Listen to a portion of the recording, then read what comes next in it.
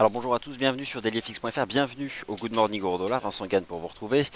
Négocier sur marche sur le marché des devises où il y a des produits CFD comportant un risque élevé ne peut être recommandé à tout investisseur parce que cela peut générer des pertes qui dépassent votre capital de trading. Prenez le temps de lire cet avertissement sur les risques. Alors, la question que vous vous posez tous probablement ce matin, bonjour Tony Lux, bonjour à tous, est-ce déjà la fin de la hausse du dollar? Alors déjà, c'est pas un mot qui convient parce que ça fait quand même 2 semaines qu'on monte. Donc on a eu quand même pas mal de stratégies. Je vous montre un chart. Hier, le marché action, j'en reparlerai dans le morning meeting, il a mal fini avec le repli du prix du pétrole. Donc voilà, c'est toujours compliqué lorsque les valeurs du secteur pétrolier eh bien, sont vendues. Elles pèsent toujours un point important dans les indices. US dollar index de FXCM et la dynamique donc des dernières semaines, des 2 dernières semaines, ça reste haussier. Hier, il y a eu quand même quelques indicateurs avancés. Alors le PMI de Chicago, c'est une région industrielle. Aujourd'hui, c'est aux États-Unis, on a la lecture finale des indices PMI dans le secteur manufacturier, justement, selon Markit et selon l'ISM. Donc ça, c'est important. Avant demain, les chiffres du NFP. Et n'oubliez pas, la politique de la maison, c'est de trader dans les phases d'anticipation. C'est ce qu'on fait depuis 2 semaines avec ces statuts S avant le NFP. Et demain, clairement, il va falloir largement prendre ses bénéfices. Donc je regarde le dollar US, là, US Dollar Currency Index. C'est vrai qu'hier, on a une espèce de mèche haute en daily sur le DXY. Petite mèche haute. Bon, regardez, là, ça tente de repartir. Il n'y a pas techniquement un signal qui dit que ça va s'effondrer, quoi. Donc j'aurais tendance à rester plutôt positif. L'USDCHF, il est sous la résistance qui avait été mentionnée comme étant un objectif de cours. Il n'y a pas de rejet, donc plus on fait un flat comme ça avec des toupies, plus je me dis que ça pourrait passer. Après, la chose, c'est est-ce que le marché va prendre des risques avant le rapport NFP? Ça, je ne sais pas. Et d'autre part, on ne peut pas acheter sous une résistance.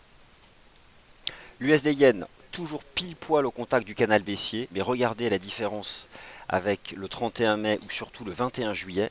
Il n'y a pas de chandelier de rejet, pas d'avalement baissier, pas de couverture en nuage noir, en tout cas pas pour le moment. Et durant la session asiatique, on est resté collé tout en haut. Donc, même si là je ne peux pas vous proposer une stratégie dans le haut du canal, parce que je vous en ai proposé une de longue date lorsqu'on était au-dessus des 100 yens notamment, je ne peux pas non plus vous inviter à vendre agressivement cette taux de change USD Yen sans avoir au moins un chandelier de retournement. Donc pour l'instant, on est dans le haut du canal. Alors après, si vous voulez vendre le haut du canal, bon, j'avoue, le money management c'est juste parfait. Le timing est parfait. On gère son risque avec 30 pips. Ok, à vous de voir ce que vous souhaitez faire. Moi, j'éviterais pour l'instant d'avoir ce scénario trop agressif. USD-CAD grâce au prix du pétrole donc est allé plus haut. On a maintenant les 1,61,8 qui sont un nouveau support. Regardez les 1,30,80. Alors c'est vrai que maintenant au-dessus de cette ligne de chartiste on peut probablement aller plus haut. Je vise 1,31,64, c'est ce cours de clôture. Laissez-moi juste le positionner. Hop, voilà, 1,31,64. Ça, ce sera la cible. Donc je reste haussier. AUD-USD, bon, ça remonte. C'est vrai qu'en D1 ça peut faire un peu de divotière caché, mais c'est pas non plus hyper propre. Là on est quand même en train de repartir. Le chandelier D1, cette espèce de doji, de toupie après ce grand corps rouge, c'est pas non plus de bon augure pour le scénario baissier, qui était de viser 0,7450. Ça remonte. Sur les horizons de temps inférieurs, il y a une micro-div H4 qui a été validée, donc je pense que ça va remonter. Au moins jusqu'à 0,7580. Après, c'est là où ça peut être vendu. Mais le scénario, c'est que d'ici le NFP, ça devrait remonter. Il y a eu des bonnes statistiques chinoises la nuit dernière, notamment comme d'habitude ces indicateurs PMI, Purchasing Manager Index, l'indice de confiance du directeur d'achat dans une entreprise, un des rares agents économiques qui est obligé de se projeter en termes d'anticipation d'activité, parce que c'est lui qui en amont achète les produits qui vont permettre de construire les produits finaux, et il est bien obligé d'avoir un scénario de vente, quoi. Donc faut pas qu'il se trompe, mais en tout cas, voilà, c'est important pour la dynamique des entreprises. Donc là, la UD-USD avec ses bonnes statistiques chinoises devrait remonter vers 0,7580. Donc si vous avez été vendeur ces dernières semaines, bon là, il faut accepter de sortir. Si vous voulez payer en intraday, bon, c'est un trade de 40 points, quoi. Euro-dollar, on fait un flat depuis 2 séances au-dessus des 1,1130 et de la moyenne mobile à 50 jours.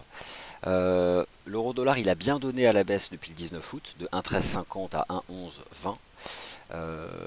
Dans cette phase d'anticipation du NFP, avec l'intervention de Janet Yellen vendredi dernier au symposium de la Fed.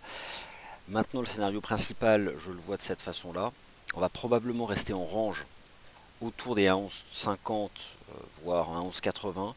Et puis avec le NFP, on aura un choc de vol, soit une grosse hausse, une grosse baisse. Mais malheureusement, là, l'analyse technique va moins nous servir à mesure qu'approche la publication de cette statistique.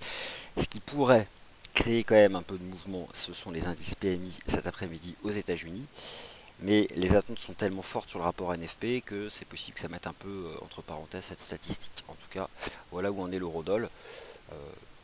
Toujours techniquement dans une phase de baisse depuis le 19 août, mais à court terme, on se stabilise. C'est vrai qu'à la base, notre stratégie, c'était de viser 1,1150, puis 1,1130, et j'ai dit même 1,1100, que le marché n'a pas fait, enfin 11,22.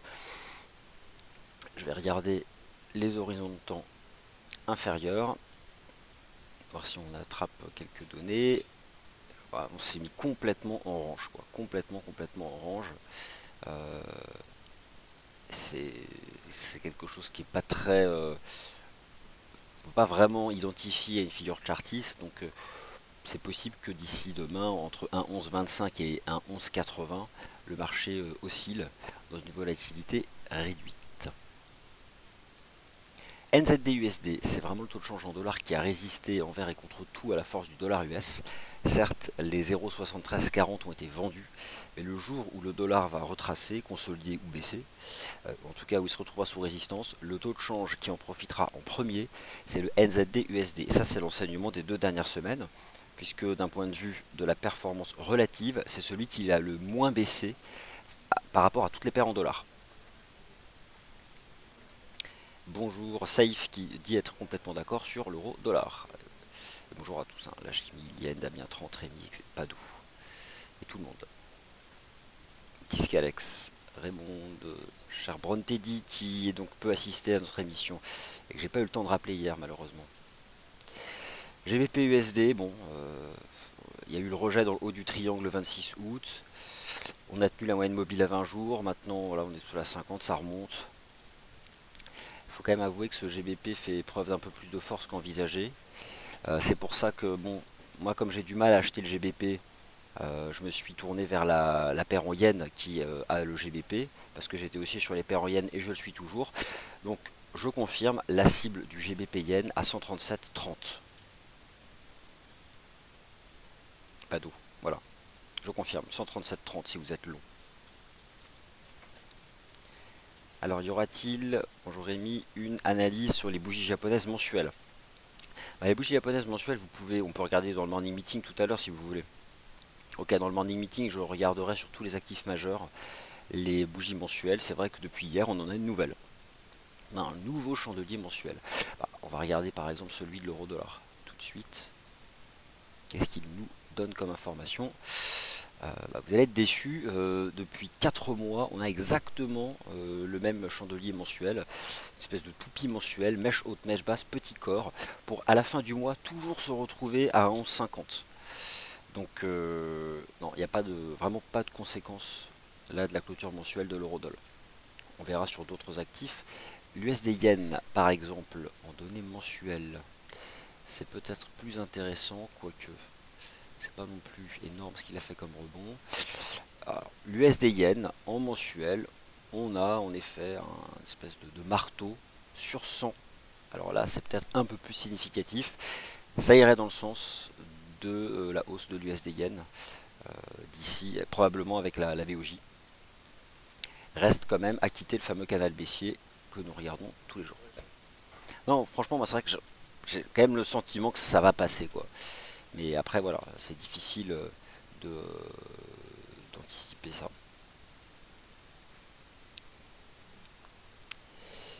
Alors, du côté des paires majeures, qu'est-ce que j'ai oublié? Je crois aucune. Donc, je vous laisse sur ce graphique du GBP Yen.